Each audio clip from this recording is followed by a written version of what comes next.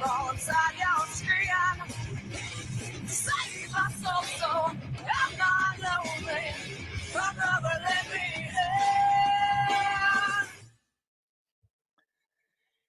I just love watching you during the Magdalene part because you do the freaking XMV intro, and it's so awesome to watch you do that shit 16 years later. That makes my day. Anyway, welcome to Wrestling Rewind here on the Jeff Meacham Network. Go ahead. I haven't even watched the intro like consistently probably since then, and I still remember it. That is fantastic. I mean, you're sitting here doing the freaking Rob pose and the just. Oh, that's tremendous. Okay, I need to breathe from that one. Okay, so welcome to Wrestling Rewind. Yes, it is Thursday. It's not Wednesday. I know you all were like, "What the hell happened yesterday?" We had the Greg Cherry show, and we had Jeff's recap of that crazy pay-per-view, the NWA thing, but there was no rewind. Okay, the reason is because Jeff wanted the show on Thursdays, so now he's got one. It's really as simple as that. It's a matter of booking. Like, I wanted something to go up every day to bring people into the channel and channels. We're going on Greg's channel too. Let's be real. And we wanted to get some content out there every single day as best we could. So off we go. Now, the bad news is this show is all your guys' fault. Every single one of you out there watching this show, this is your bad. If you went on twitter.com/jmeachpodcasts and voted for this, because I haven't watched this match in particular. I've seen some of this card, but this match in particular, I have not seen in a good 10 years. So whatever you see is your problem. Greg, this is in your backyard, brother, at the Mellon Arena, man, Pittsburgh. Yes, unfortunately not a show I was at, right? But you know, it's still very memorable for at least the main event, and also Christian's first singles title since the light heavyweight. Yes. So it's a big deal as far as the alliance, and we're like fully entrenched in WWE. Oh yeah, alliance at this point. Yeah. We are balls deep in the invasion, no question about it. We are all up in it, and unfortunately, it kind of is what it is. We've gone in depth on the invasion multiple times on all across my shows. It's not the prettiest thing you ever saw. I happen to like it, but not everybody does. So. Yeah. But what I'm going to encourage you guys to do as we banter, as we do here on the show, is to fire up your WWE Network and head over to WWE pay-per-views, which is like the second tab, I think, if you're on the computer, and one of the early tabs if you're on the TV, and go down to 2001, go over to Unforgiven, and then jump ahead to 6 minutes and 50 seconds, 50. Now, the reason I'm having you start there is because if you start where the tab starts of this match, you're going to have Paul Heyman mid-quote, and his quote's not going to have any context if you don't hear what JR says first. So I'm gonna fix that while you keep talking, because I was at 6:53. Right. Well, see, for some reason they tend to cut these pay-per-views at odd times as far as the jump points on the tabs, which I don't understand, because you want to have context of what somebody's saying. I know nobody likes Paul Heyman as an announcer, at least a lot of people. I do, a lot of people don't. So Vince doesn't really give a shit what Paul says on the mic, I guess. But I happen to, like when I heard Paul talking about what the hell is he talking about, then I had to go back 10 seconds. Oh, that's what he's talking about. So, as you said, we are all up in the Kool-Aid of the alliance, man. We are. Honestly, I have bought in. I want the alliance to come in on top of this. I want the WCW coalition to defeat the WWF and take over the world. And for some irrational, keep in mind, as the invasion was kicking into high gear after SummerSlam, I concussed myself in a car accident. So my brain wasn't on all cylinders anyway. So that could have been why I was all on the alliance, but I don't know. But honestly, like this is actually a pretty good card for what it is. If you look past the WCW Tag Team title match, which is a train wreck and a half, the rest of this card is actually pretty solid. And you have to remember too, this was the very first pay-per-view after 9/11 also. Right. So yeah, this is literally 12 days after the attacks. So people are just now starting to get comfortable in their own skin again. Like they're They're back to work. They're going out to they're going out to things. You're going to see as you pause at 650, you're seeing a ton of people at WWF New York. That was in New York where everything was quiet. Like you could hear a pin drop in Times Square. It was so screwed up there. Like it was scary.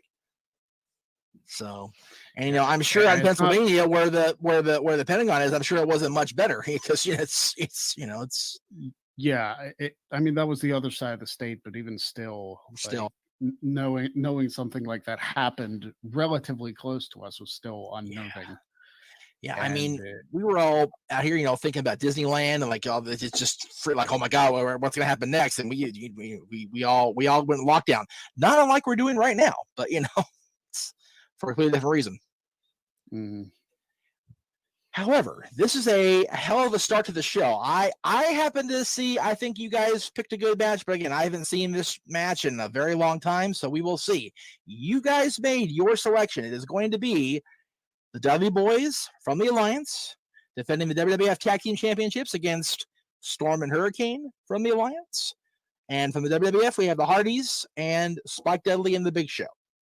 Mm-hmm. One of these teams just doesn't belong here. So, but we'll see what happens. So if you're at 650, I appreciate it. If you're not, get there because we're going to start in 3, 2, 1, play.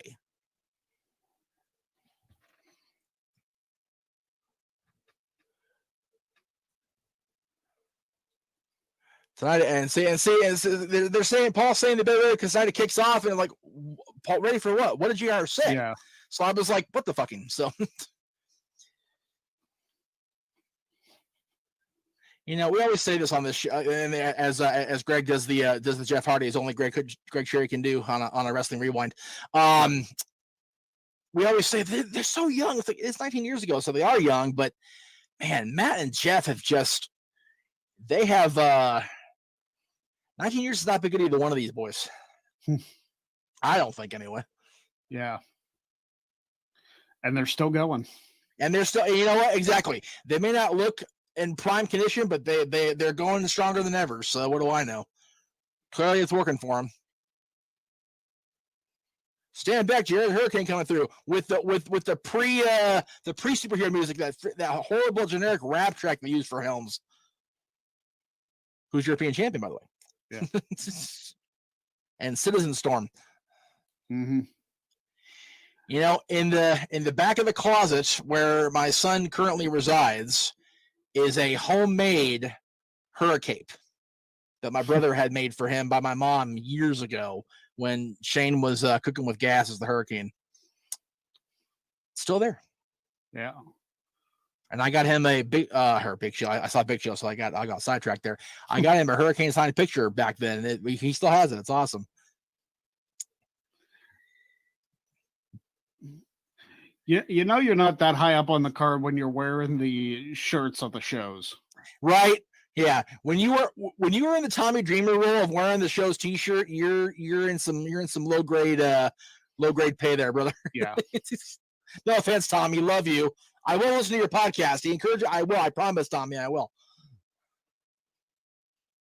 I was too busy plugging Conrad's, and Tommy encouraged me which I will. I love Tommy Dreamer. I've always have. Here we go. Coming down.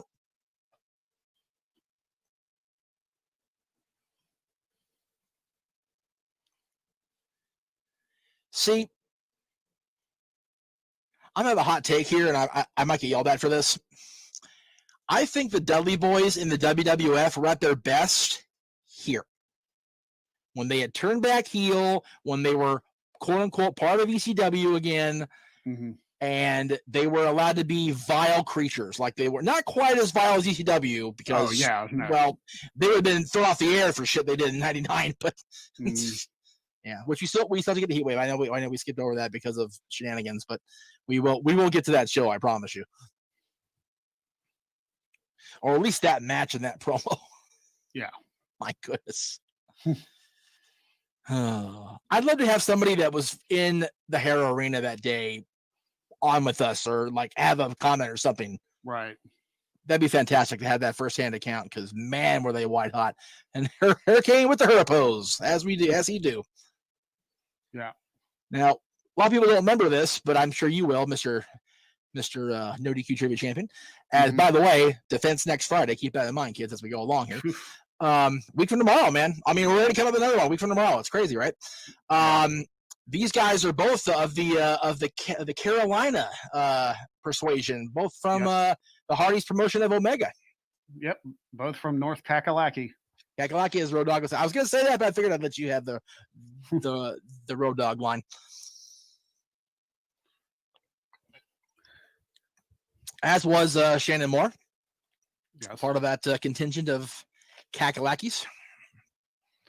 Although he was still, I believe, in the HWA at this point. And there goes Jeff Hare first. And Bubba got punched in the mouth for his efforts.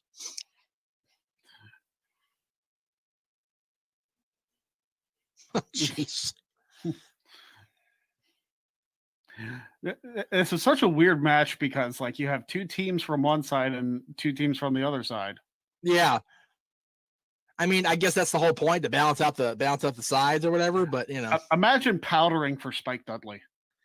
Well, when you steal Molly Holly and turn her into Molly, you got to powder, man. You got to bail. Yeah. Was there ever a more underutilized, talented female than Nora frickin' Greenwald? I mean, for real. Yeah. Like, Molly Holly should be in the Hall of Fame like years ago. Mm-hmm. Just for her training other people alone. Who was supposed to be the female inductee this year? The Bellas, which I don't have a problem with. Oh, the Bellas. I don't, but over Molly, I do. For real. But again, a lot of spinning in this match. Yeah, if the world rights itself and we get a Hall of Fame induction with WrestleMania in LA this coming spring and the Bellas go in then, I honestly don't have a problem with it, because that means my best friend, his fiance, get to see her favorites get inducted in the Hall of Fame. So it kind of works out that way. I still say book it the way I booked it for 2021 for that class, the way I booked it. But we actually did it with 2020's class first. Yeah, because there's a lot of anniversaries at next year's WrestleMania if they follow through with that, But it's more and more looking like we're not going to get there. And Bubba in, and he's pissed. Oh no, he's just going to lock his. He just step on his face. Yeah, that's fantastic. That's smart, Bubba. That's it. I tell you, as a guy with a lethal right hand, there's a smart Dudley. Oh shit! Thrown him up. Thrown him over the top from the middle of the ring. Right. Over the top, you throw him the freaking Philadelphia. Yeah. It's still early and easy for the cave. I love JR. I love JR during this whole time. He was so red-ass JR this entire time during the invasion. Because Paul drove him nuts. On purpose. Yeah. Jeez.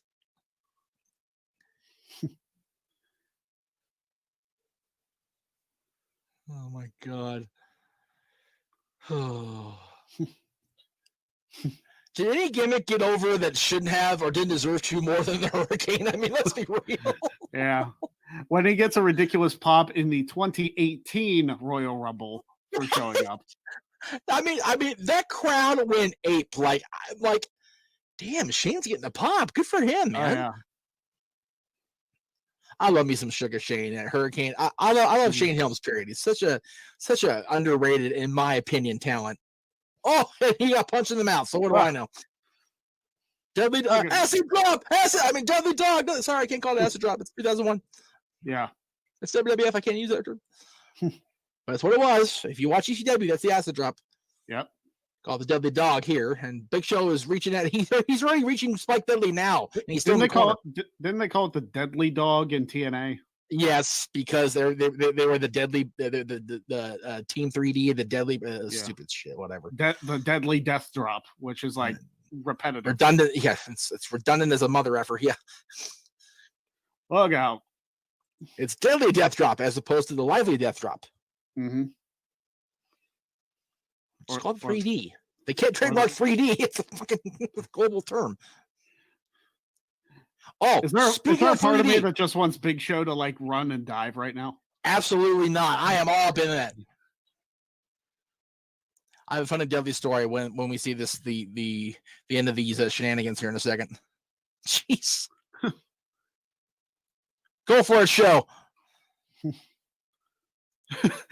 He's looking at the ground. He's thinking about it. Tope Suicida. If he Tope Suicida, I'm gonna pop. I swear to God, I'm gonna shit my pants if he does this. I think Paulie's already shitting himself now. Yeah. That's a big boy. Easy, Paul. Oh, Bubba with the spoiler. Oh, boo hiss. It reminds me when Mark Henry started to go to the top at WrestleMania. It's like in the ladder match when everybody else was diving. Yeah, And then Mark, what are out you of doing? nowhere, you just see Henry climbing the ropes. It's like, oh, geez. Oh, Shane. Oh, whoa. good night. That was nice by Storm. That was pretty slick.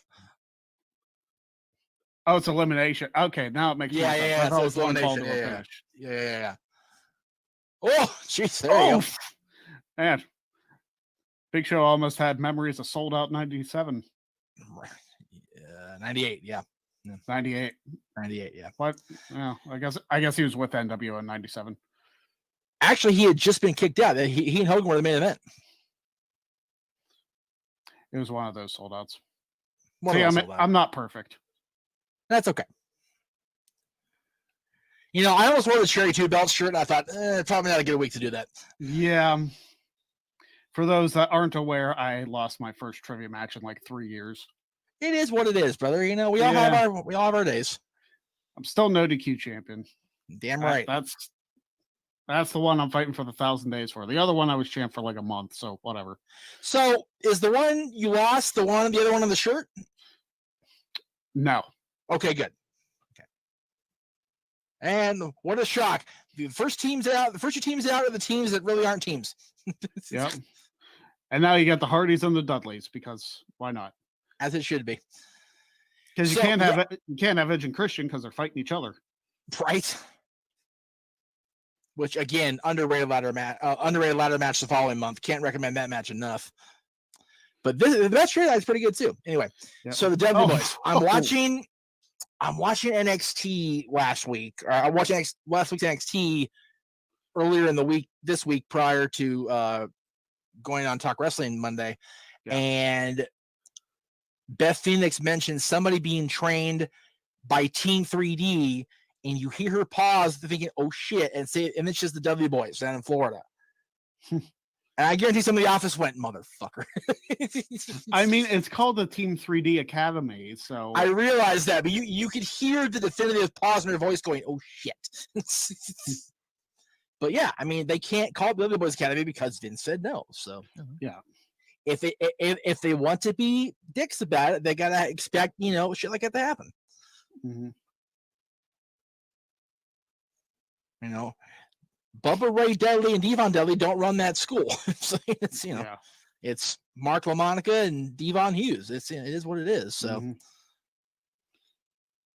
or whoever else they got. I don't know what they're doing now because I know Devon's the producer for the company, so I don't know he's running it anymore. Oh, he swantoned himself. Yeah, he Jesus. did that. He did that Mania too. He is the craziest person in the business. I fight me. Seriously. And then there's that, which I wouldn't take from anybody. Yeah. No what's up there. No, just a whole lot of testifying. Even though it's still funny, they have like the WWF merch for them on while they've been part of the alliance since. Well, that's the gimmick of the funny part. Like everybody in the alliance is wearing WWF merch. It's like, yeah. If you see, I again, we've hashed this out about 6,000 times in the last 19 years amongst friends and whatever, but I feel that they literally went to plan Q with the invasion. Like there were so many better ways they could have done any of that. and they just went, fuck it, just do this. Mm-hmm.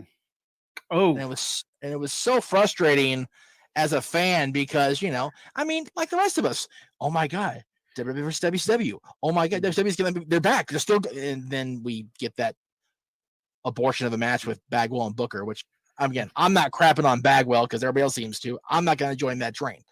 But like the combination of Jeff Hardy's being broken in half, which is nothing new for his entire career. Right.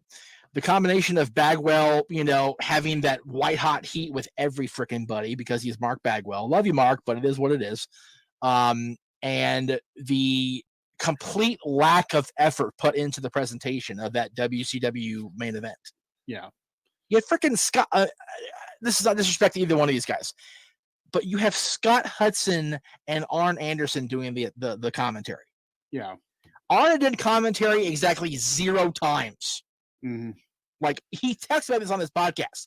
This is the first time he actually sat down to do an entire match.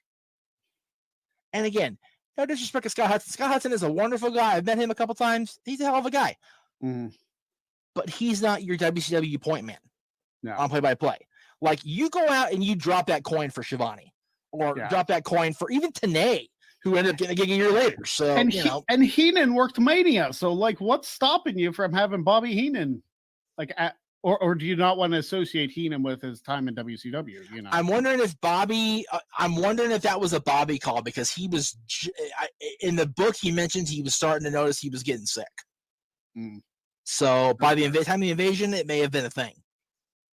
But I don't think Bobby likes associating his time with WCW with Bobby. So, that's fair. He freaking hated it there. I mean, yeah, it was close to his daughter's college, but he's gone on record many times before he passed about how much he hated Tony Schiavone. So, it's you can't work in WCW, have a joyful time working for Schiavone if you don't like Tony Schiavone. Yeah. So it's again, not shitting on Tony. I love his podcast. I love his wisdom in AEW, but a lot of things contributed to the fact that WCW was never going to get off the ground. And the chief thing was Viacom spent all that money bringing the WWF to the network the year prior. And then WWF went, well, we want to put this one on. And they're going, well, that they just got bought and they suck. No, we don't want that shit on our network. Viacom and the people, that now run the Paramount Network, whatever the hell that channel is called, this particular second of the day, had went, okay, we've got something here. The fans want to see this. Let's let Vince do what Vince do. But again, instead we're stuck here in September 23rd having a WWF tag title match between WCW guys and WWF guys. Which again, not a big deal, but because it's a hell of a match. I mean, this is definitely a great match. I'm surprised it's as good as it was. I was expecting a train wreck, to be honest with these 4 teams. Yeah. And granted, it's Hardy, so it's a train wreck by design. Right. But not an execution, though, is what I'm saying. Mm-hmm.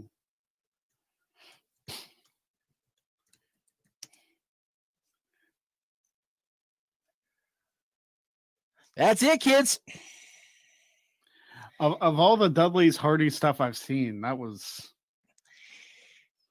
was very weak, but it's also very WWF 2001. So you gotta kind of take it in context. Also, keep that in mind. So I'm not sure. It was bowling shoe ugly. It really was. It really was. I want all cards. I want that. I can only imagine how much that hurt both of them. Yeah, that looked like it hurt everybody involved. And that has to hurt you. I don't care how much you cradle the guy. That's gotta hurt like a mother effer too. Oh yeah. I mean, Bubba's a big, solid dude, and Matt's no slouch either. All right, and there's RVD. That's our cue to cut tape. Because that's the match I wanted y'all to vote for was RVD and Chris Jericho. That's a hell of a match too, but y'all picked freaking tag match. All right, so he who lives in NorCal and does star stuff said 3.25 stars. What say you, sir, after watching it back for the first time in a long time? That might be generous, honestly. Right? I'm thinking the same thing. I'd give it 2.5. It had some good moments. Right.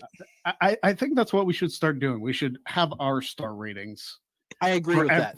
For every match that we do from here on out. And the triple threat from Unbreakable is definitely a 5-star match. Yeah, that's easily. That one might be 5 stars 5.5 forever. Yeah. So for the record, in case I don't know if Greg had forgotten that when he said what he just said, but starting in January, the first rewind we do in January, we are covering, I'll say his name, fuck it, Dave Meltzer's 5-star and up matches. Yeah. Going back to the very first one he rated 5 stars, which was Tiger Mask versus Dynamite Kid from Japan. A lot of these I haven't seen before, so it's going to be fun. That one got 3.25. The next one got star and 3/4. That was Raven versus Perry Saturn in 5 minutes and change. Yeah. The ladder match between Christian and Edge got less. It got 3 stars, which I kind of call bullshit, honestly. Yeah. He was very generous to the WWE Tag Title match. He only gave it -2 stars between the Brothers of Destruction and Chronic. RVD Jericho, which I wanted to win, got 4 stars. So shows you how much I know compared to what y'all know. Just saying. Yeah. He rated the Rock, Booker T, Shane McMahon handicap match the same rating as the tag match, 3.25 stars. And people like to crap on Shane McMahon matches, but I'm telling you what, Shane McMahon may not be the best promo guy in the world, but I'll tell you, once he steps in that ring, he's freaking, money. Yeah. Here comes the money. It's Here not comes the just money. a tagline. It's legit.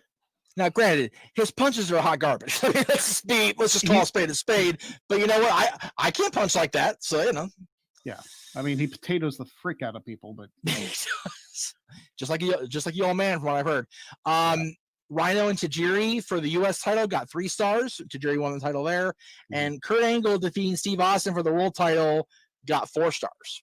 So that the main event was only slightly better than the match we just saw and the handicap WWE title match. So again, like I say on Dad's every week, subjective. Everything's subjective.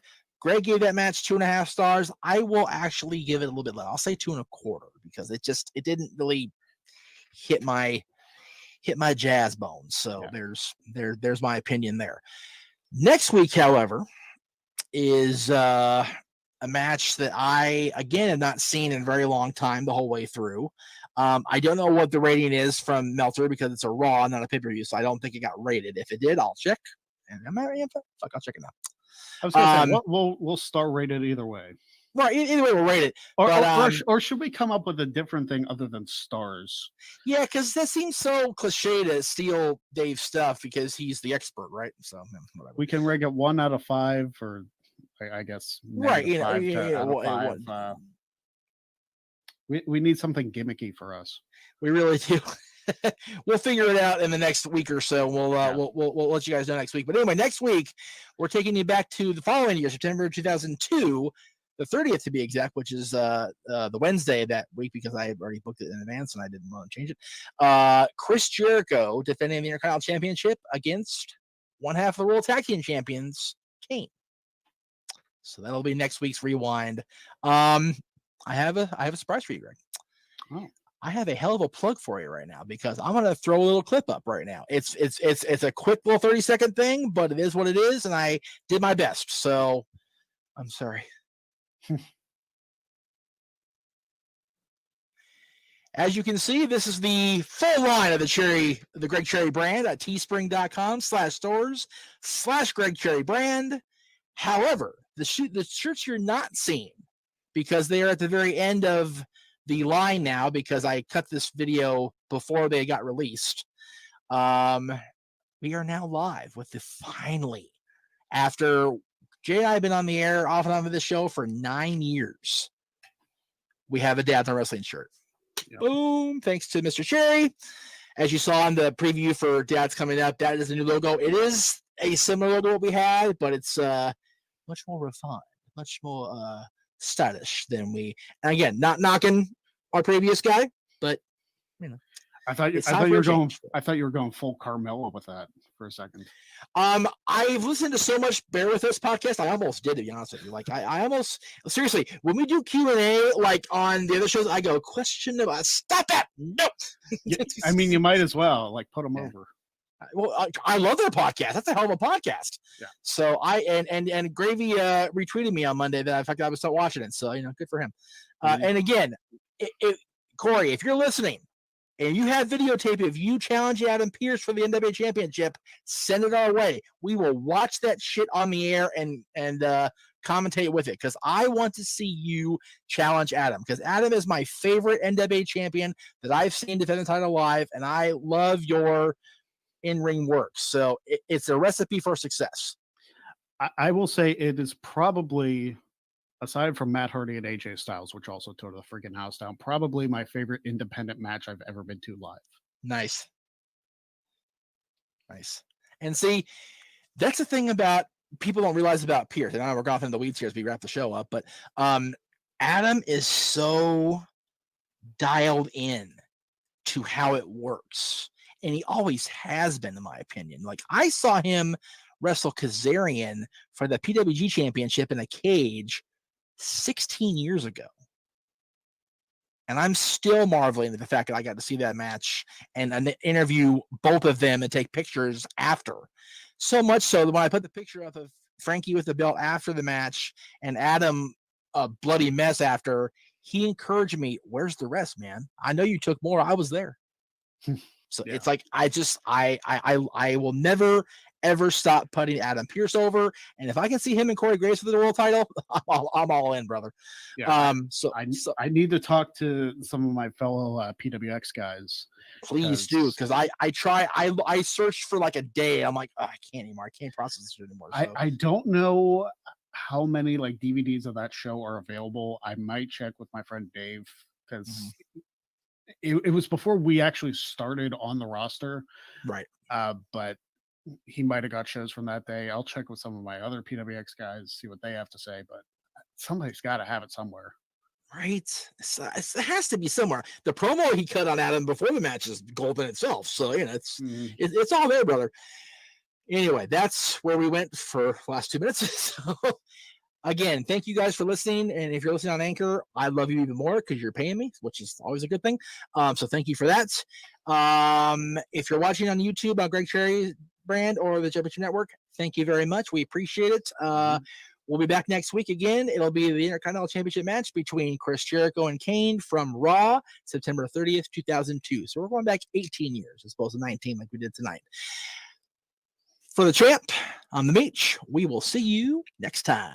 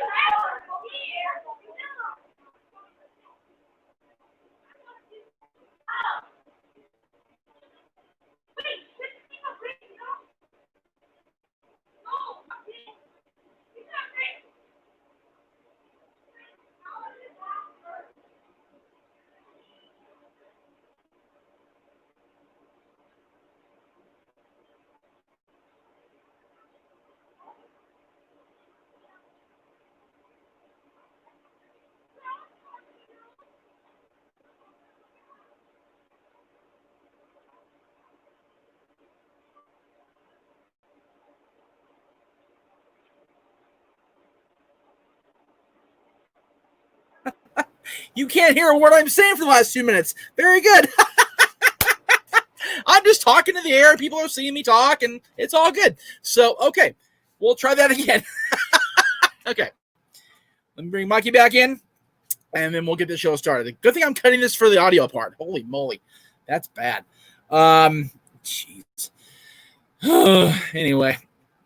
Yes, you are watching the official Jeff Meacham Network predictions for 2020's Clash of Champions coming up this Sunday exclusively on the WWE Network. And, of course, you can catch the live stream of my watch-along for Clash of Champions coming up right there. There you see it, 5:45 Eastern, 2:45 Pacific for the Clash of Champions watch-along. Mikey, I'm sorry I was talking and you couldn't hear me. I didn't realize my mic was off still. So it just shows you how much I'm paying attention. But you are going back to work in a couple days. And your audio's kind of buzzy, and I can't even see you. You can't see me. Well, okay. Let's try this. Can you see me now?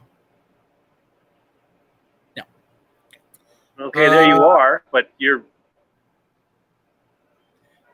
My audio's buzzy? Yeah, your audio's very choppy. Is anybody in the chat room getting the choppy from me? Because I'm not seeing it on my end here. So forgive me if you guys are.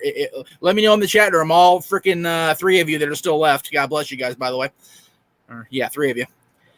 Let me know if you guys are still if you can hear me or not. Because I'm not going to continue if you can't hear me. It seems kind of silly. While we wait to see if people can actually hear me or not, I'm going to congratulate you. You are finally resuming some sort of normalcy. You're going back to work, brother. I'm happy for you. Yeah, Saturday night I'm going back to work. That is absolutely true. That's good, man. I'm happy for you. Thank you. Are you going to be around Sunday, or are you going to be at the park Sunday as well? Don't know yet. Okay. Right now, all I know is it's just Saturday. So who knows what's going to happen when I go back. If they have work for me to do on Sunday, then I'll be there for Sunday. All I know is the Knott's Taste of Halloween is weekends only. So it's all, like I say, it's all up in the air. It's all up in the air. Right. Okay. Well, and we lost Mikey. Okay, so the audio is clearly not me, so it must be the Mikester, and that's fine, or Stat Boy. So we will bring him back in momentarily. He must be having some issues. He said he was going to try something, so we will wait for him to return one more time, and then we will press on with our show. Again, I mentioned it as we transitioned from the rewind to predictions this Sunday. Oh, here he is. Try it again. Take 3. Let's see if we can get Mikey to video to render here and get him going here. Possibly. ¿Es posible? No? I don't know. Again, I mentioned at the top here as we transition from one show to the other, we will be live, or I'll be live, I should say, at 5:45 Eastern, 2:45 Pacific this coming Sunday for a full deep dive watch along of Clash Champions. I haven't done one of these since Payback, or it may have been All Out I did it for. I don't remember if I did All Out or not, but I think I was busy actually, so I'm not doing it. But I'm looking forward to it. It's going to be a great afternoon of wrestling. Decent card, I think, lined up for Sunday. I'm looking forward to the matches we're going to see. It looks like we're not going to have Mikey on today after all, so that's fine. We'll just you know what, I'm going to go ahead and do a brief little cut here. That way when I cut the audio, I don't have so much drama to try to cut through. So Steph.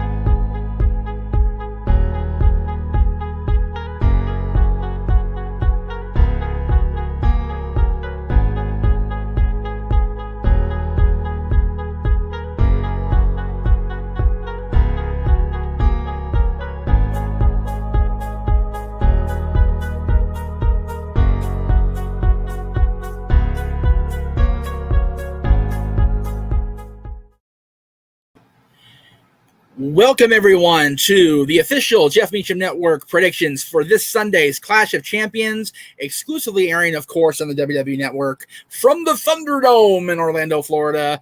And you can come right here at 5:45 Eastern, 2:45 Pacific on Sunday for my full watch-along. We'll be deep diving, kids. Absolutely. It's going to be a fun afternoon of wrestling.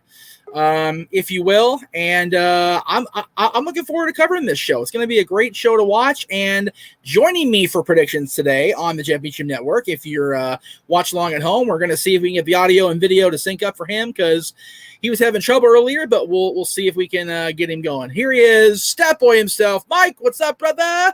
Okay, I had to switch over. I tried to sit by the pool and use my hotspot. That was the issue. I have to stay close. I have to stay close to the Wi-Fi. That was the problem. Yes, must stay with Wi-Fi. So I basically restarted the show. I did a little 30-second countdown, and then I restarted the show. So we're going to go ahead and just go with it. Good. So based on that, I will say, first of all, congratulations. You're going back to work, and I'm so happy that Thank you. It seems that things are starting to creep to the world of normalcy.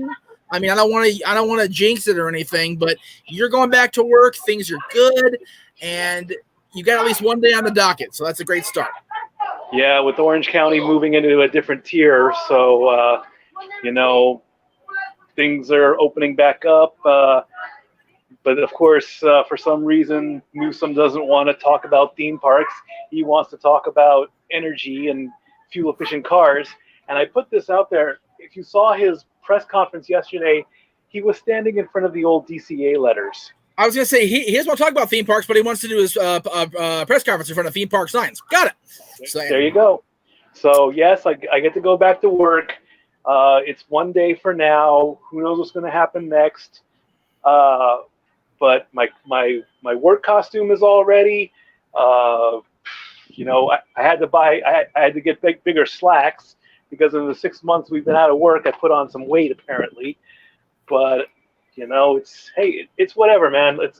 It's Orange County getting back to normal. There you go. Well, we're getting back to normal here on the Jeff Beecham Network, doing my first watch along in a month. It's been I was going to do one for All Out, and then just the day got away from me. I ended up just watching the show, so it was what it was. But Sunday, 2:45 here on the West Coast, 5:45 for you East Coast kids. Of course, they start the kickoff at 6 or 3, if you will. And right away, the abomination of this show is that the Raw Women's Champion, Asuka, the most dominant women's champion in WWE the last 5 years, I'll say, is in the freaking kickoff, which is horse shit, as she takes on Zelina Vega. Now, I will say this. It would not surprise me one damn bit if Zelina Vega walks out of there the champion this Sunday. Whoa, that's a big prediction. It's a bold prediction. I will say this, though. If they were going to have her win the championship, I feel they'd put it on the main card, which leads me to believe we're going to have Asuka retain the championship. Where do you stand there? I think it's very disrespectful that it's the kickoff show. It almost feels like it's a Royal Rumble championship match scenario where who is this nobody getting a title shot. That's happened many times. I think I can only count the number of times Zelina's actually wrestled in a match, because when I had her in my wrestling fantasy wrestling league, right, you would only get points for her when she appeared at ringside. You didn't get points for her for wrestling. Now we've seen her wrestle once or twice in the Royal Rumbles, right? But I mean, and she's beautiful. I'm not going to deny that as well. But is she Raw Women's Champion? Not a chance. Not a chance. So there's no denying on who I'm going to pick to win that match, and I'm going to say without a doubt it's going to be Asuka. By the way, those of you that have motion sickness, we apologize for Mikey's current situation on his video. He's all over the damn place right now. Sit still, motherfucker. I don't have a chair out here, and it's a nice day, and I need to get my steps in. I need to exercise. I've got to lose some weight before I go back to work. I feel like I'm on Star Tours circa 1972. Like,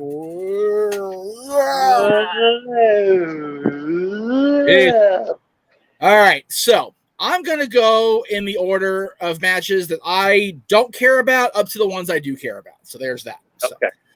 Here, I'll sit down on the ground. I only put that one first because it's on the kickoff, so it is what it is.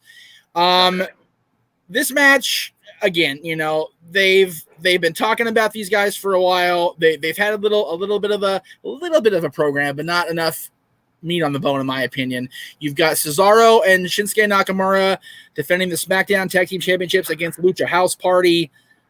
Okay, sure. Does it really matter who walks out the champion? I mean, really, I don't see why they couldn't have done what I thought they were going to do when they had Cesaro and Nakamura beefing with the Street Profits, and have them go title for title and have the championships, much like the female tag team championships, be across all brands. But sounds about right. I don't see Lucha House Party getting the belts because, no offense to Lucha House Party, they're like the C team. They're not even a B team. Right. They were just in the last story I remember they were in was with the wannabe Shield, the Jackson Riker team, and all that. Right. So there's this. This is almost like a gimme. I think this whole pay-per-view is like gimme matches that unless something shocking happens, you know who's going to win. So I'm taking Cesaro and Nakamura on this one. There you go. Hard to argue with it. And I tend to agree, to be honest with you. So I think we're going to do a lot of agreeing on this prediction show. Mike Gonzalez says Cesaro and Nakamura retain. Paul Mead, who gave Mr. Cherry quite a run for his money there recently on Dress Trivia Challenge, says both brands have an Hispanic team teasing breakup. That's true, they do. And we'll get to that right now, Paul, since you brought it up, because you gave me the transition on a platter. God bless you, Mead. The Raw Tag Team Championships, the Street Profits against Andrade and Angel Garza. How are these guys, Andrade and Garza, not already broken up? I don't know. And with Zelina, getting her shot at the championship, maybe we're seeing this little group have a party in the ways. I don't know. But I personally feel the money match is the Street Profits and Cesaro and Nakamura. Now, granted, is it a money match? I mean, really? No, of course not, because those two teams aren't, money of based on our fandom time, right? But Survivor Series is on the horizon. Raw versus SmackDown.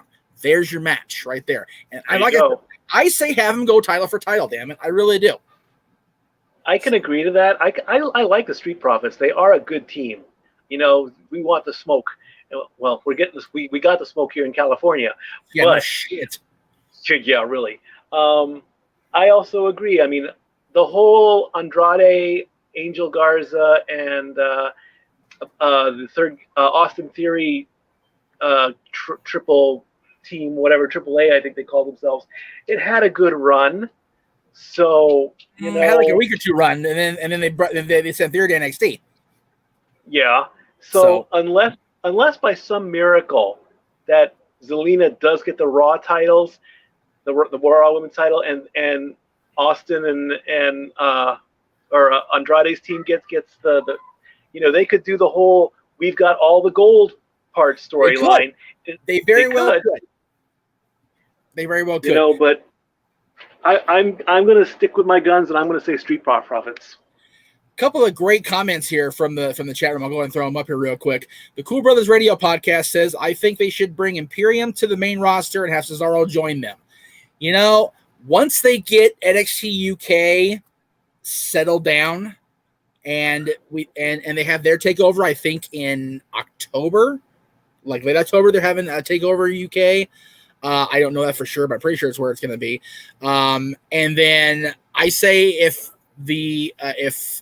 Imperium doesn't really make a huge stand there, because I think that they even gave Gallus the stink eye on NXT UK last week on the Titantron, so they're always watching Gallus. So we could very well see Imperium make another run at the UK tag titles, which I wouldn't mind. I love me some Imperium. I love me some Gallus. I am all in on that match all day. But yeah, if you bring Imperium to the main roster, first of all, the problem with bringing people to the main roster, and I'm going to go off a little tangent here, but it's my network, so I don't give a shit. Bringing people to the main roster has been proven to be a disaster.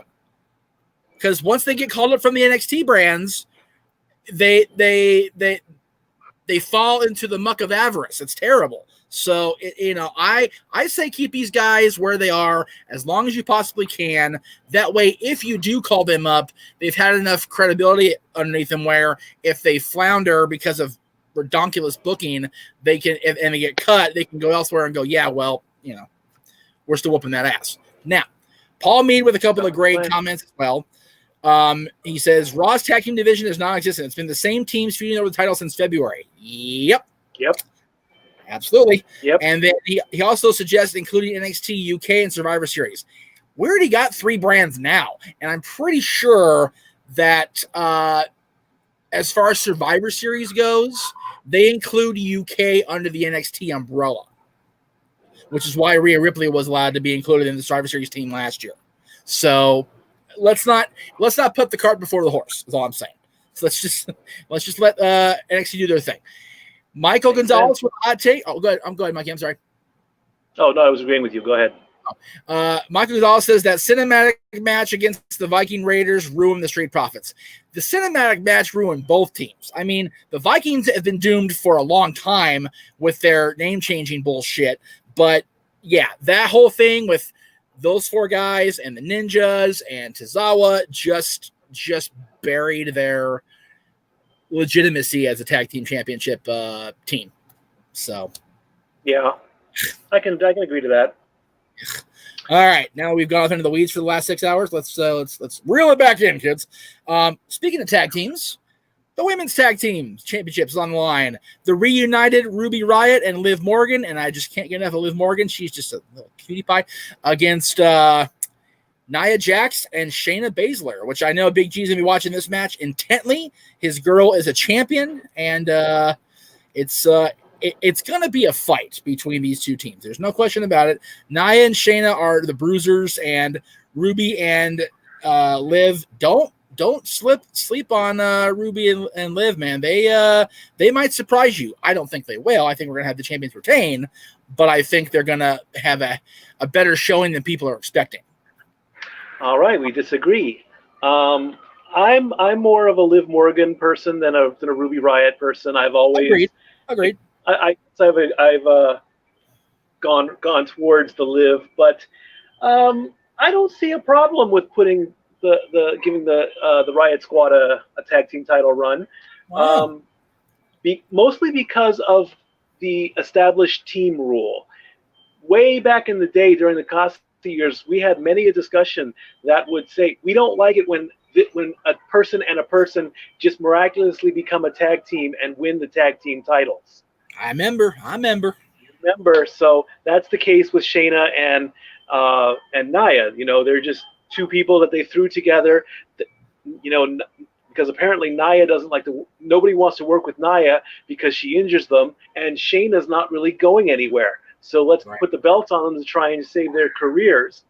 At least Ruby and Liv are an established team, minus Sarah, who went off to, I believe, have a baby and get married and do that stuff. Plus, I think the Riott Squad is also a replacement for the Iconics. Even though they're not together, they're still on television together. And let's face it, if every time I see the Iconics, I want to have my eyeball scratched out with razor blades. But I am more of a Billy Kay than a Peyton Rice. So I'm going to say that the Riott Squad get the tag team belts. You are fired. You dislike the Iconics and you like Billy more than you are so fired. Oh. Nope. Can't fire because I never signed a contract. I'm an independent contractor. Well, yeah, so WWE guys, and I didn't stop Vince from being a dick. So vote no allegedly. Allegedly, let me say allegedly. I don't know. I don't work there. I don't know. So all right. Vote yes on 21, whatever that commercial is. That's the right. Independent contractors. That's right. Yeah. Question from the Cool Brothers Radio podcast. Do you think the women's division should have a mid-card title? Let's have the women's division have a decent run with their titles they've got already. Like, seriously. I don't. It doesn't sound. And here's your WWE Women's Intercontinental. What are they going to call it? You can't call it Intercontinental. You can't call it US. You can't call it Junior. What are you going to call it? No, it doesn't work. Call it the Divas. No, you can't. No, they're not Divas anymore. No. So yeah. No. They're gonna have championships as it is. Put it this way: every match here is a title match, and this is a 1, 2, 3, 4, 5. It's like a 9-card, 10-card, 10-match card right here. So why muddy the waters even more? Plus you got the NXT brand. Plus you've got the NXT UK brand. So there's plenty of women's championships to go around. So. And plenty of male championships that matter go around. There's way too many titles in my opinion. So, and while on the subject of too many titles, who the hell is the Intercontinental Champion? Well, we're gonna find out this Sunday because Jeff Hardy, the recognized champion, is defending against both AJ Styles and the man who still claims to be the champion, our buddy from PWG, Sami Zayn. I am intrigued, and I really. Either any of these three guys winning is okay with me.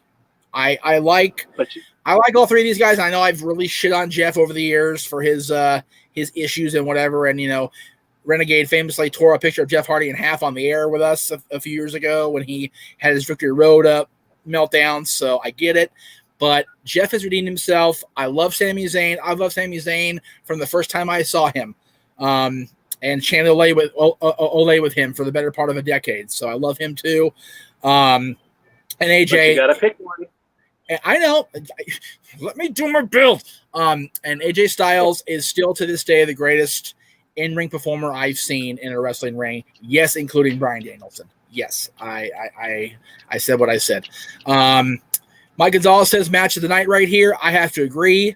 And I feel it's going to go the way of the person we least expected to go. I'm picking Sami Zayn to once again become Intercontinental Champion here.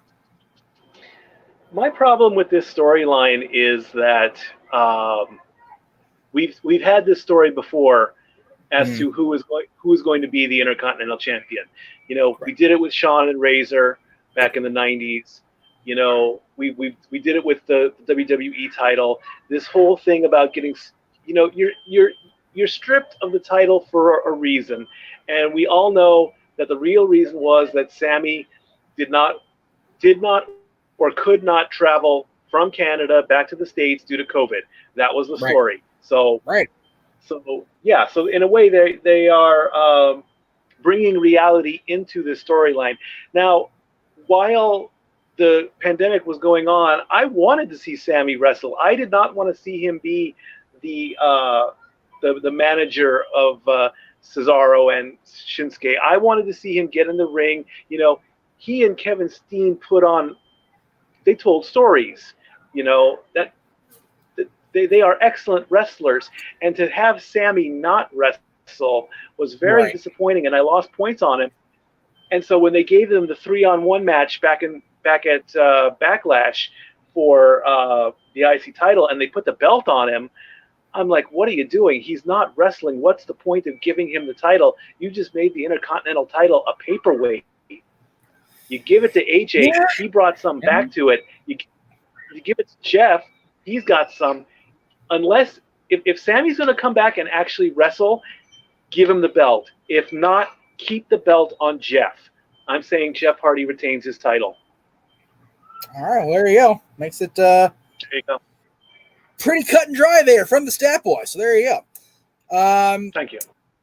I do tend to agree with your assessment of the situations. So, however, I still am picking Sami Zayn to become champion again. So, like I say, if he puts on a good match, and if he wins, I will be happy to take that loss. I'm like, okay, but then if he consistently wrestles and makes the title worthy again instead of a paperweight, right. There you go. There you go. So, in the category of the quote-unquote mid-card championships, if you will, we go to the United States Championship match, which has been the feud's been going on for approximately 45 years now. And we have Apollo Crews challenging the Destroyer, Bobby Lashley. It's gonna be It's gonna be something, man. What do you think, Mikey? Well, I haven't really been following SmackDown, the Hurt Business, and MVP, Apollo, Bobby. This is Raw. whoever's all That's in okay. that. What's that? It's on Raw, but that's okay. Oh, that's SmackDown. I'm sorry. Okay. So, I kind of had a thing with even MVP going after the title in that part of the storyline. Honestly, this is like I'm going to flip a coin on this one, and I'm just going to say that Apollo gets the belt back.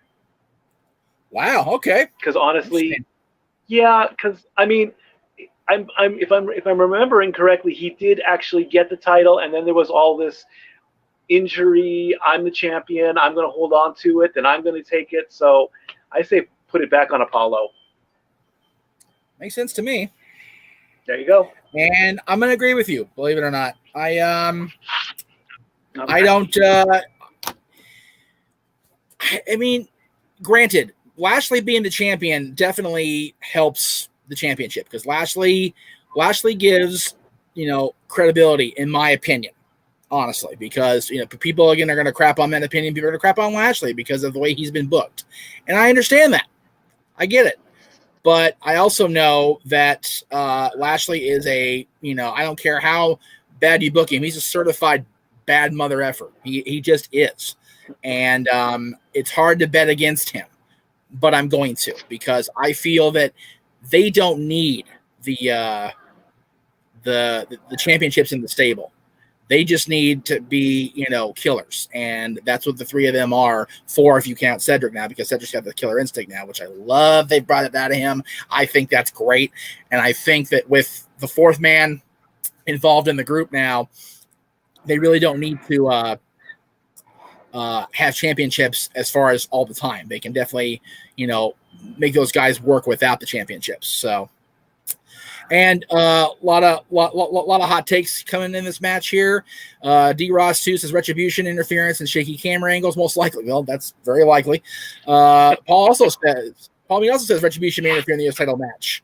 And then Cool Brother says Cruz gets the belt back and they kick Lashley out of the group and add Apollo. Ooh, I like that. Where Apollo regains and then he joins them. Interesting scenario. I dig it. I dig the theory. I dig the theory, Cool Brother. I dig it. All right. Now we're getting into... Yes. There are so many people that could be writing staff for WWE that they don't even know it. Yep. Now we're getting into the main card world title matches, and we start with the SmackDown Women's Championship. The longest reigning SmackDown Women's Champion ever, Bayley, will be stepping in with the best friend of she who is going cuckoo, Alexa Bliss. Of course, I'm referring to Nikki Cross. You got to believe Alexa's going to be involved in this match somehow. She can't not be. And I also feel that Sasha will not be involved.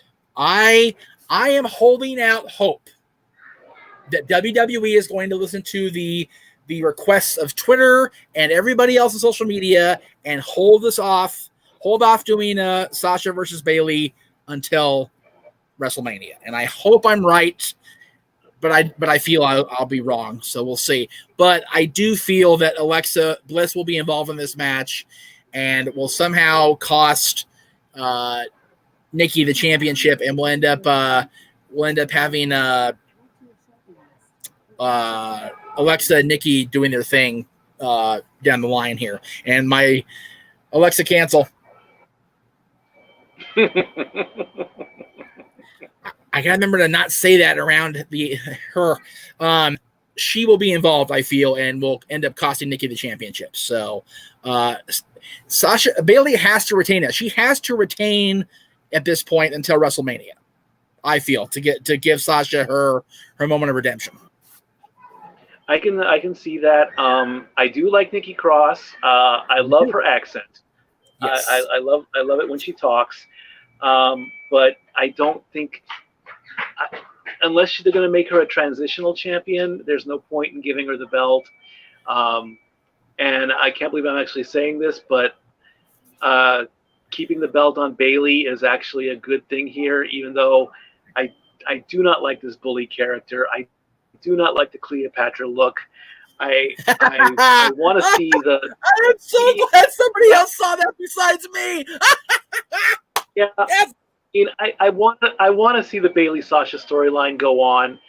Yes. So they're just using Nikki as a filler. So if somehow Bayley loses the belt, that's definitely going to put a huge strain on the Sasha Bayley storyline, and I can see Alexa going all crazy and whatnot, and so yeah, Bayley retains hands down. Yeah, D-Ross saying Bayley wins via Alexa Bliss. Sasha should have sold the beatdown till next year. And then Paul Mead says 18 months is too long of a title reign. Bayley can win it back in the next few months. Okay.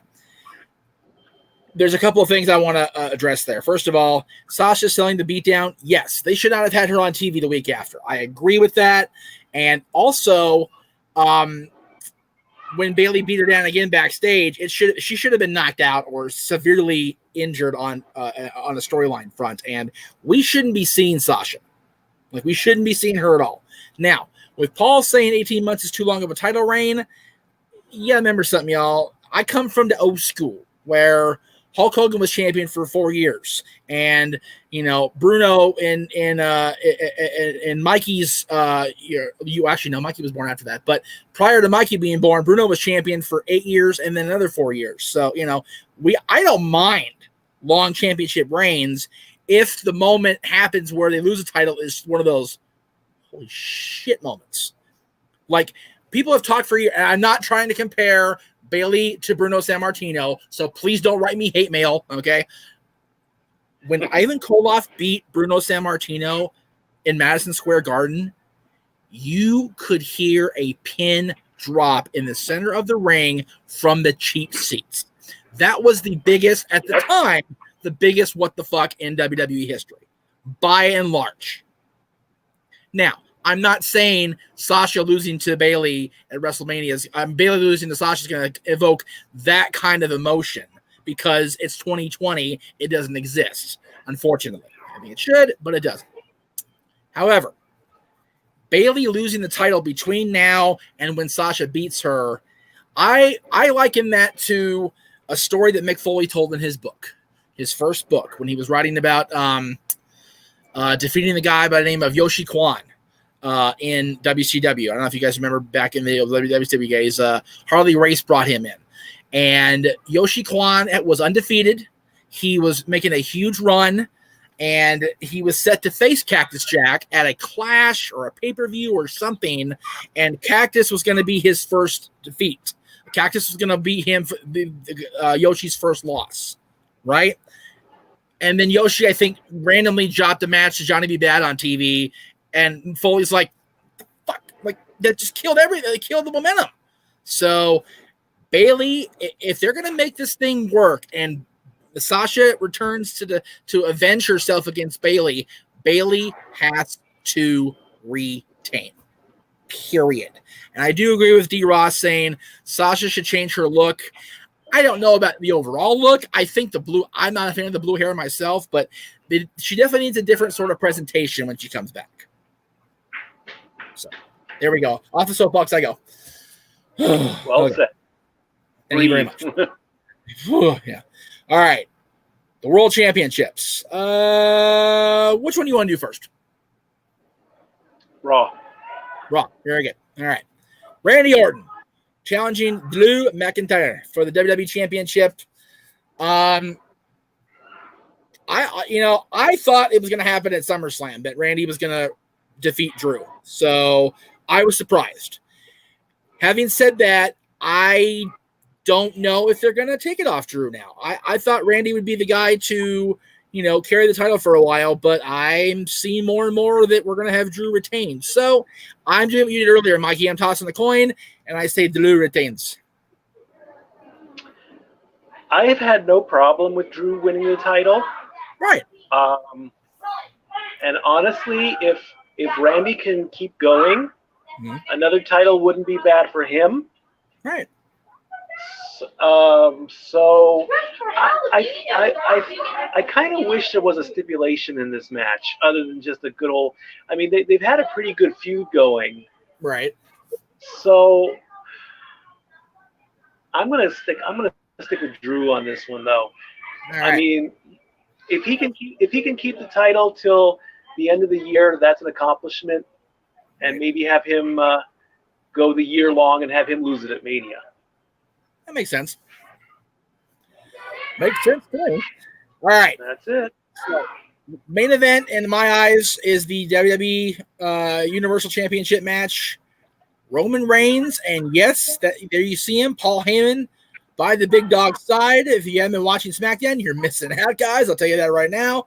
He's being challenged by his cousin Jey Uso. Like it's just this random phenomenon here. But we've got the battle of the Anoa'i dynasty here, and it's gonna be a fight. And do we honestly feel that Jey Uso has a chance? No, I don't. I want to believe that. I love Jey Uso. Oh, the Usos. But Roman's gonna retain. He's gonna retain for a good long while here. Just my suggestion, or my opinion. And Michael's question is: will this match? We lost. Hi. Well, I have no idea what happened. I don't either. Me neither. Okay, so I was saying that. Do we really believe that Orton is going to? That Roman's going to lose the title? I don't believe so. Jey Uso will give him a good fight, but I don't see it going anything further than that. And Mike Gonzalez says, will this match go over? Mike says, will this match go over 10 minutes? And I don't know. I don't think so. And as far as, we'll get to that in a minute. Mikey, I'm going to unmute your, you already did. What do you think about before we get to the comment from D-Ross, what do you think of the Universal Championship match? Again, I like Jey Uso, but I don't see him as a champion, not as a heavyweight champion. Right. And I've got a very bad feeling that if, with the way this pay-per-view seems from beginning to end, right, and I would not be surprised that if by some miracle Jey Uso gets the pinfall and wins the title, hell, let's just bring out Otis and cash in Money in the Bank briefcase right then and there, and give the belt to Otis. That's too funny. And then the next week on SmackDown, they go into a triple threat, and Roman gets the belt back. Well, D-Ross is saying that Orton and Drew should go through the ambulance and Otis cashes in and shuts the door and wins the championships. Is Orton an ambulance match? Not that I've heard it. I haven't heard any stipulations for Sunday, so I don't know. Mikey, we're having a very hard time hearing you over the noise, brother, just so you know. It's the kids. It's the neighbors. I know. I'm just telling you. It's the neighbors' kids. I know. So it looks like we're going to have an ambulance match. Hold on a second.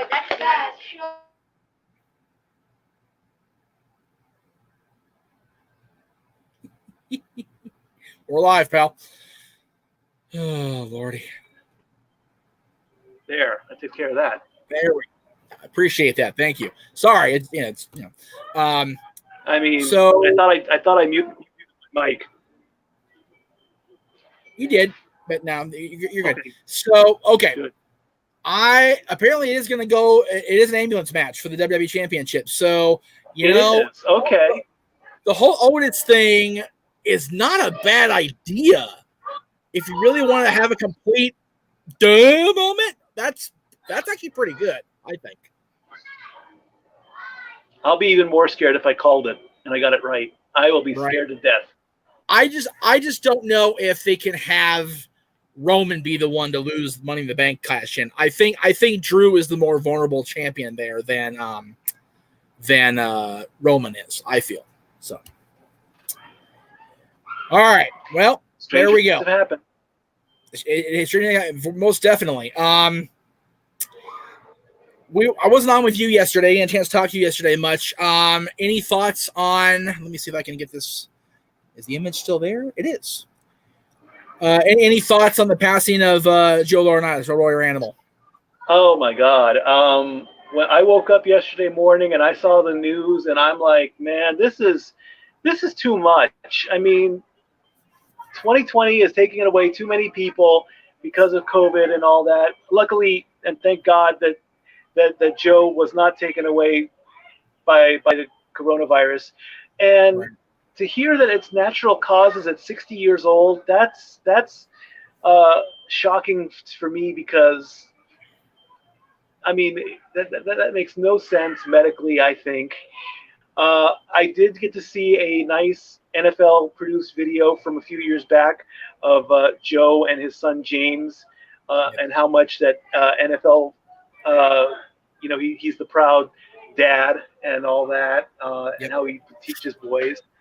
So, it's like a lot of fans are saying, Hawk and Animal are back up, are reunited up in heaven, and they're looking for all the other tag teams that have joined them. They're having great tag team matches and whatnot. And I really like the comments you were saying that you have to mind your P's and Q's. Otherwise, when you get up there, they're gonna put you in a doomsday device. That was very fun. I like that. But I don't need my big strand clotheslining me off the top of a freaking cloud when I get there. Like I'm gonna be a good little boy for the rest of my life. I would hope so. I mean, but it's just very sad, and It is. his career spans all the years. As the Road Warriors, of course, when he came into WWE, they would say Road Warriors, but they were Legion of Doom. I believe they won the tag team belts twice. Yep. Or 3 times actually. The three-time champion, 2 with Hawk, and of course the one with Heidenreich. But nobody wants to. Right. Nobody wants to say that, because apparently Heidenreich and Animal didn't get along, from what I heard. Right. So, and James Laurinaitis actually retired in 2018, because I was hoping that the NFL would have said something. It'd be nice if they would say something during the Rams game, because he was a Ram, and I believe he also. I think he played for the Saints. I don't remember. I can't confirm that one. I think he was the Saints as well. But the majority of his career was in Los Angeles. So when Los Angeles plays this weekend, St. Louis, yeah. St. Louis, Los Angeles, whatever. I know. I know. I still call the Chargers San Diego. So I'm just going to say team names from now on. I'm not going to say cities anymore. So again, 60 years is too young, I believe, but what a rush and what a ride it's been. Believe me, if I would yell what a rush right now, but I'd be just as bad as the kids that are playing outside the door. That's it. D-Ross says, R.I.P. Animal, I was shocked when I heard the news, because the day before Animal died. There goes the thing. Animal died. Anniversary. It was a ringtone for somebody. Anniversary. So the day before Animal's death, it was his anniversary. He put a tweet out. It was crazy. So that's awful. Alistair Kiefer says, snack on danger, dine on death. Did you see Adam Pearce's post yesterday? No, I didn't. What did he say? He opened it. He was in his refrigerator, and he had like a little container and a big container, and he had a post-it notes. One said danger, one said death. It was the funniest damn thing I saw all day. I was like, God bless the champ. I miss Scrap Daddy so much. I like Adam Pearce. He's a great guy. He's I love great. that. I love that the programming has decided to pull back the black curtain and allow him to talk once in a while. I would love for WWE to say something like, Adam Pearce is not only a producer, he was a wrestler at one time. That'd be great. Exactly. Yep. Exactly. So there was there was a little moment yesterday. It just kind of tickled my funny bone on Facebook yesterday. Cool Brothers with a sobering comment. He says the whole Survivor Series team of the Warriors has passed away. Kerry Von Erich, Warrior, and LOD. Yeah, that's depressing. Yeah, I saw that picture. I did see that picture. And then he says, I watched the Indie House Canadian Stampede main event. Brett, Goldust, and in Austin. No, because Ken Shamrock's still alive. Shamrock's alive. He's Shamrock's not dead still yet. Yeah. Just because he works Shamrock doesn't mean his career's dead. You be nice to Ken Shamrock. Anyway, and Shamrock. There. Okay. So, Yeah. working for Impact does not mean you're dead. It just means your career is dead. So, okay. Anyway. Hogan can't do it. He's being inducted. She can't do it. He's being inducted. I'm the only one still alive. That's it. Yeah. I went there. Another one that left too soon for sure. So, as a reminder, thank you guys for watching today. We greatly appreciate everybody tuning in to both Wrestling Rewind before and during this prediction show with Mikey. Mikey, appreciate you being here. Again, coming up this Sunday, 5:45 Eastern, 2:45 out here on the West Coast. We will have the beginning of the watch along for Clash of Champions. Again, that is this Sunday. Coming up tomorrow, right here on the Jeff Beacham Network, will be, I don't have the graphic, which I'm a horrible friend and a horrible co-host. Dad's Not Always on Wrestling with our top 10 movie sequels. Stay tuned for that tomorrow, again at 6 Eastern and 3 Pacific. That'll be coming up tomorrow. No, Mike Gonzalez Undertaker was in a WWF Championship match with Vader at the Canadian Stampede pay-per-view. So that was his role there. I'm excited because, Mikey, I don't know if you know this, but I am on day 2 of my slasher, my 39 days of absolute horror. And for the first time in its entirety, I will be going to Crystal Lake, baby. Oh, yeah. There you go. Oh, that's scary. Oh, yeah. Look at that. So I'm looking forward to it, man. I know Uncle Bruce is looking forward to my reaction to it for sure. So I'll have to get him on You the got Michael Myers on it up there, so there you go. Yeah. Well, I watched him actually this morning because it was about midnight. I went, I didn't start my countdown. Shit. So there you go. There you go. So there it is. Thank you guys for listening. Thank you guys for watching. We will see you tomorrow for the Dad, Sunday for the Clash Watch Along, and we'll be back Monday on the Jeff Beacham Network for Talk Wrestling. He is the Stat Boy. I'm the Meech. We will see you guys next time. Ouch. Woo.